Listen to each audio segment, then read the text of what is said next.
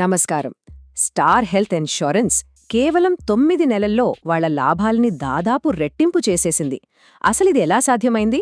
ఈరోజు మనం వాళ్ల ఫైనాన్షియల్ రిపోర్ట్స్ను కొంచెం లోతుగా పరిశీలించి ఈ అద్భుతమైన గ్రోత్ వెనుక ఉన్న అసలు కథేంటో తెలుసుకుందాం. ముందుగా మన దృష్టిని ఆకర్షించే ఒకే ఒక్క నెంబర్ ఇది 966 కోట్లు.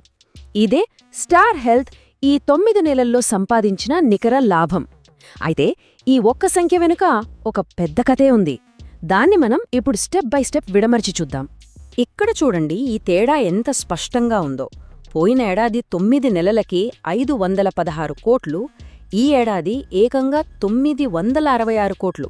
అంటే దాదాపు రెట్టింపు లాభమన్నమాట. ఇంత పెద్ద జంప్ ఎలా సాధ్యమైంది? అసలు కారణాలేంటో ఇప్పుడు లోతుగా చూద్దాం. సరే, ఈరోజు మన అనాలిసిస్లో ఈ 5 విషయాలు చూద్దాం.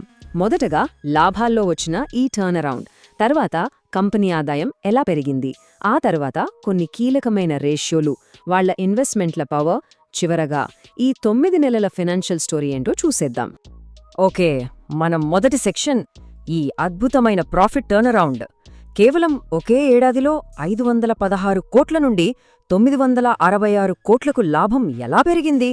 దీని వెనకున్న అసలు కారణాల్ని ఇప్పుడు చూద్దాం. మనందరికీ తెలుసు, లాభాలు పెరగాలంటే ముందుగా అమ్మకాలు, అంటే ఇక్కడ ఆదాయం పెరగాలి కదా. సో ఇప్పుడు మనం కంపెనీ రెవెన్యూ ఇంజిన్ ఎలా పనిచేసిందో చూద్దాం. ఇక్కడ చూడండి, గ్రాస్ రిటర్న్ ప్రీమియం అంటే కంపెనీ వసూలు చేసిన మొత్తం ప్రీమియంలు. పోయిన ఏడాది 11,947 కోట్లుంటే ఈ ఏడాది అది 13,856 కోట్లకు పెరిగింది. ఇదొక హెల్దీ గ్రోత్ అనే చెప్పాలి. కంపెనీకి ఇదొక బలమైన పునాది.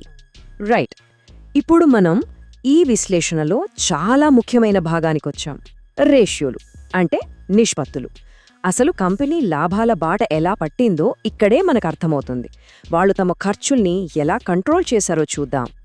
కంబైన్డ్ రేషియో ఇన్సూరెన్స్ కంపెనీలకు ఇది చాలా ముఖ్యం.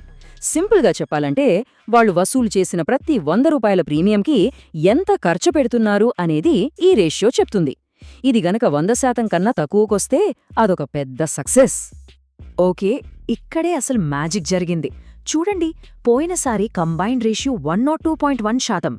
అంటే వాళ్లు సంపాదించిన ప్రతి 100 రూపాయలకి 102 రూపాయలకు పైగా ఖర్చు పెట్టారు, నష్టంలో ఉన్నట్టు. కానీ ఈసారి చూడండి, 99.8%కి వచ్చింది. అంటే వాళ్ల కోర్ ఇన్సూరెన్స్ బిజినెస్ ఇప్పుడు స్వంతంగా లాభాలు సంపాదించడం మొదలుపెట్టింది. ఇది చాలా చాలా కీలకమైన మార్పు. మరి ఈ ఇంప్రూవ్మెంట్ ఎలా సాధ్యమైంది? ఇక్కడ చూడండి, రెండు వైపులా ఖర్చు తగ్గించారు. ఒకటి, లాస్ రేషియో తగ్గింది, అంటే క్లెయిమ్స్ చెల్లింపులు కంట్రోల్లోకి వచ్చాయి. 2, ఎక్స్పెన్స్ రేషియో కూడా తగ్గింది, అంటే కంపెనీ నిర్వహణ ఖర్చుల్ని కూడా సమర్థవంతంగా తగ్గించగలిగారు. ఈ రేషియోలు మెరుగుపడటం వల్ల వచ్చిన ఫలితమే ఈ నంబర్, ప్లస్ 20 కోట్లు. ఇదే అండర్ రైటింగ్ లాభం. పోయినేడాదితో పోలిస్తే ఇది నిజంగా ఒక అద్భుతమైన మార్పు. ఈ మార్పు ఎంత పెద్దదో అర్థం కావాలంటే ఈ నంబర్ చూడాలి. పోయిన ఏడాది ఇదే వ్యాపారం 227 కోట్ల నష్టంలో ఉండేది. అలాంటిది ఆ నష్టం నుంచి బయటపడి 20 కోట్ల లాభంలోకి రావడమంటే అది మామూలు విషయం కాదు. సరే, కోర్ బిజినెస్ లాభాల్లోకి వచ్చింది, ఇది ఒక కథ.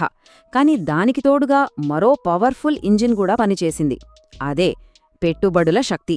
ఇప్పుడు కంపెనీ వాళ్ల ఇన్వెస్ట్మెంట్స్ నుంచి ఎంత సంపాదించిందో, అది లాభాల్ని ఎలా పెంచిందో చూద్దాం.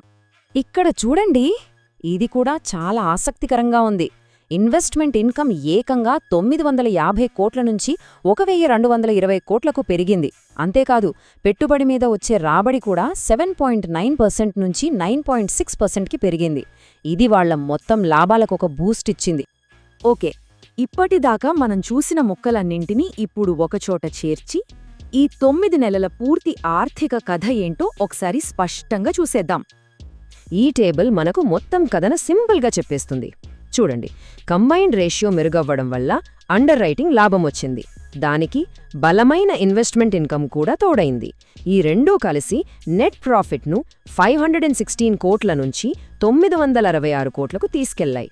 దీనివల్ల చివరికి రిటర్న్ ఆన్ ఈక్విటీ కూడా 6.4% నుంచి 10.6%కి గణనీయంగా పెరిగింది. సో ఫైనల్గా చూస్తే స్టార్ హెల్త్ వాళ్ల కోర్ బిజినెస్ను లాభదాయకంగా మార్చడమే కాదు, ఇన్వెస్ట్మెంట్ల నుంచి కూడా అద్భుతమైన రాబడిని సాధించింది. అయితే ఇప్పుడు మన ముందున్న అసలైన ప్రశ్న ఒక్కటే: ఈ అద్భుతమైన పనితీరును వాళ్ళు ఇకపైన కూడా ఇలాగే కొనసాగించగలరా? దీనికి కాలమే సమాధానం